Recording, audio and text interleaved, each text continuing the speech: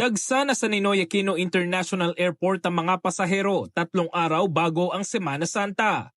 At para tiyaking ligtas ang biyahe, nag-inspeksyon si Transportation Secretary Vince Dizon kasama ang iba pang opisyal ng gobyerno sa NAIA Terminal 3. Nilibot nila ang mga pasilidad sa terminal, pila sa check-in counter at maging sa immigration. Kailangan talaga gawin nating safe at very comfortable ang travel experience at commuting experience ng ating mga kababayan. No?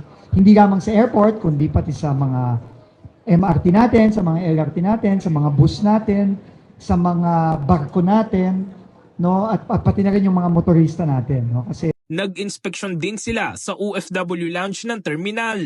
Sa isang OFW, yung pag-alis is a very emotional experience. Iiwanan niya yung pamilya niya, bittersweet ang pakiramdam. At the same time, kailangan niya ng suporta at ito na po yun. Nararamdaman nila through the lounge. Ayon sa DOTR, makakaasa ang ating mga pasahero ng mas maginhawang biyahe dahil sa mga pagbabagong ipinatutupad ng New NAIA Infrastructure Corporation. Isa na nga dito ang bagong bukas na immigration counters na para lamang sa mga overseas Filipino workers.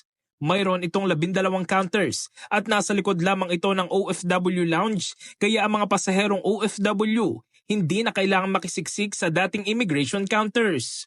Bukod dito, nauna na nagpatupad ng mga pagbabago ang NNIC. Ngayong Semana Santa, posibleng umabot sa 1.5 milyong mga pasahero ang dumagsa sa paliparan. Mahigit 150,000 ang inaasahan dadagsa kada araw sa NAIA. Mas mataas yan kumpara sa 145,000 na naitala ng NAIA noong nakaraang taon.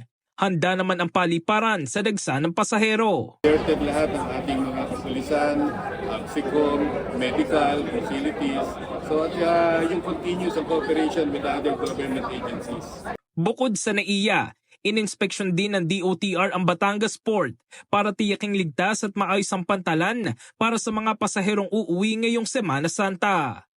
In the heart of changing lives, ako si Brigada Jigo Custodio ng 105.1 Brigada News of Manila, the Music News Authority.